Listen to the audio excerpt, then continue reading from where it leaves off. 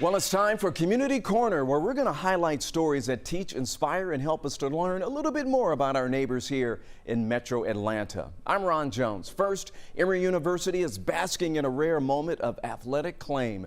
The school's baseball team scored 62 runs during a doubleheader, a school and division record. 11 Alive's Doug Richards has more on the team's remarkable feat. It's the craziest game I've ever been a part of. 20-year-old Jack Halloran drove in 9 of the 31 runs Emory scored Saturday against Brandeis. Good job, kid. And then, a few minutes later, the two teams played another one. And just kept hitting, and we just tackled runs on top of them. It was absurd. In the second game of the doubleheader, Halloran drove in 6 more. He hit 4 home runs, and Emory scored a total of 62 runs in those 2 games Saturday. I was definitely seeing the ball a bit better than I had been of late. Baseball's funny like that sometimes. No scholarships.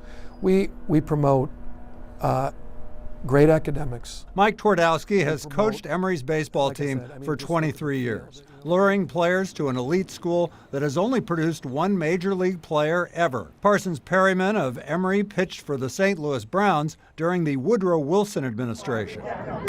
Center fielder Ellis Schwartz got 7 hits, 2 of them homers during the doubleheader. This summer I'm interning with a... Schwartz expects to go to grad school, then maybe catch on with a pro baseball team as an analytics specialist. The Saturday doubleheader, he says, will stand out forever. I had some extended family come in for the second game, and I had to tell them that it's not always like this. Emory has played in 6 Division III versions of the College World Series. It has yet to win a national title, and Twardowski is making no predictions, but When this team gets into regionals this year, I wouldn't want to play us. At Emory, Doug Richards, 11 Alive News. A local custodian is doing more than just keeping the halls of a Forsyth County school clean. He's making a major impact here on all the students at Kelly Mill Elementary. 11 Alive's Caitlin Ross shows us how the students are trying to get Mr. Rich recognized across the country. This isn't a pizza parlor. Hey guys, how are you? It's busy, a busy environment. Zerata, let me help you. But after decades of managing a pizzeria in New York, Let's go get this table, you ready? A little chaotic, but I always love that. Mr. Rich says a lot of the ingredients are the same. It's putting the love into it, I guess. The love the kids have for him delivered right to his office door. I love the people in this building, everybody that walks through. When he moved to Georgia in 2007, Mr. Rich never imagined he would be here. Hey, how are you? Instead of making pizza pies, he's making the floors of the school shine. They treat you like a superhero. It's an amazing feeling.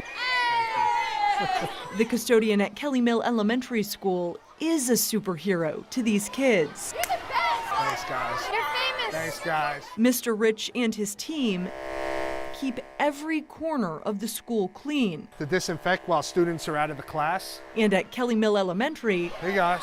clean is cool. He just gives everyone high fives in the halls. He waves. He's just so fun. Like, all the teachers are like, be quiet in the hallway, but we're all like, hi, Mr. Rich. The students and teachers put their admiration of Mr. Rich to paper, It's just undescribable. It just left me speechless. writing down exactly why they love him, It's just an amazing feeling. nominating him for Custodian of the Year. I did vote for him a lot, like at least 40 times. Like 56 times. 100 times? That's amazing. You guys are awesome. Thank you. Mr. Rich insists it's his team that helps get the job done. But he is now one of 10 finalists nationwide for the prestigious award. You work hard for this school every day. Well, thank you. I appreciate you. Hundreds of Forsyth families are now rooting him on, but the kid cheering the loudest? You're getting too big. His own son, a 2nd grader at the school. You're amazing. You're always helping me out. He says he wants to win because of what it will mean to Kelly Mill. You really look at the kids and you want to protect them all as if, you know, they're your own family. The family he made from scratch. From the second I stepped in this door, they've treated me like family. Hey, you have a good day, buddy, okay? 3 Powder Springs police officers went above and beyond the call of duty to help out a veteran in need. So here's what happened. The officers, they bought groceries and delivered them to the home of a struggling veteran when they discovered during a call that he couldn't afford food. They learned the man had lost more than 50 pounds because of this, and his next VA check was just weeks away. Immediately, the officers pulled their money together and purchased enough food to last the man until the end of the month.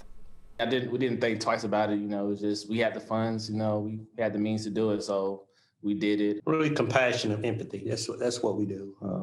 It was straight from the heart. Yep. We see people and we try to help people. What a great job there, officers. By the way, the police department is asking anyone who might recognize the man to reach out to him if they can help him out. Next, you probably heard the saying, a dog is a man's best friend, but a local duo is taking that to the next level. 11 Alive's Caitlin Ross shows us the ride or die partnership that's hitting the open road. Knucklehead is a different kind of dog. His favorite snack? Animal crackers. His favorite chew toy? A rock. But Aaron Matthew Dean says if Knucklehead is different, he's a little different too. That's a funny story in itself. They do different together. He's like, oh yeah, I like this. He's better than a best friend. Life before Knuck was lonely for Aaron. He suffered from PTSD after coming home from Iraq. No matter where you go, there you are. And, I still had problems. He experienced homelessness, lost his eye in a freak accident, and became addicted to fentanyl. I was kind of really left to my own device, and it was kind of scary. And really the only person around at that time was this butthead, this knucklehead. Good boy. That knucklehead gave Aaron the courage to get sober. Even after we get sober, life is still difficult. Aaron got clean and got a job. Started his own business building homes with Knuck by his side. I literally was on top of a roof and turned around and looked, and he was at the top of the ladder, just kind of looking at me. You having fun, ain't you? It's like a jungle gym, ain't it? Aaron wanted Knuck to take it slow, but this dog has always been a step ahead. What's not to love about him? Look at him. Knuck always wants to be right by Aaron's side. I would take my dirt bike out for, hours on end, and he would sit in the window. My wife said he'd sit here and cry all day while I was gone. Come on, let's go. He wanted to ride. Load up. Aaron spent weeks researching safety for his best friend, who started riding as part of his pack. During the whole ride, he's leaning against me. So I think that's part of it, is the fact that he's able to just be right there. Together, they're matching green mohawks, lighting up the open road. Well, right now, people are smiling. Before, when we first started, people were like, hey, it's a dog on a motorcycle. That's really cool. And now it's, hey, there's Knucklehead. Man's best biker looks a little different on the road, but the smiles he brings to everyone are the same. Kind of brought joy to my heart of like, hey, there's some joy out there that we can spread. Bringing people together one ride at a time. A Metro Atlanta mother of 6 is able to stay at home with her kids thanks to the community coming together. Deborah Johnson and her family were facing eviction before 11 Alive shared her story. And you, our 11 Alive viewers, responded in a huge way. You raised tens of thousands of dollars to help her situation. 11 Alive's Joe Ripley has a closer look at this life-changing effort. I pray God bless you and your family to receive all that is needed. Deborah Johnson reads the messages. $65, $200. Grateful for the money strangers gave her. I just want to help this family keep a roof over their heads. Go ahead and sit down in your chair. Just days ago, this mother of 6 did not know if she'd be able to stay here. Money ran out from her COVID relief-funded rental assistance program in Fulton County. A judge and Johnson's landlord gave her an ultimatum: pay $9,000 in back rent or be forced to leave. Every time there was a knock on the door, I was a little nervous. I was extremely nervous, not knowing if that would be the day. That's when 11 Alive viewers stepped in. Saw your story on Atlanta 11 News. Raising nearly $30,000 for Johnson to help pay the bills and take care of her family. This maybe will help someone else. This may, be encouragement for another mother. who may be going through something, and just to know that there are good people around that will help you out. After moving to Georgia last year to escape an abusive relationship, keeping her kids in one hotel room, and struggling to find permanent work and financial help. I was drowning, and now I'm actually able to sleep well at night. Now Johnson's able to put food on the table. Her kids are able to work and play in peace.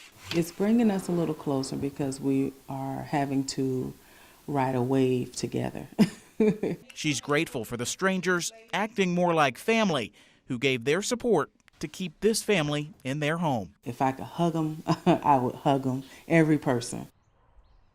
Johnson will work full-time as a special education teacher next school year at Stone Mountain Middle School. And she says that even her oldest son got a job at Publix. Wow, talk about good fortune. And thanks to you, you helped that family out financially.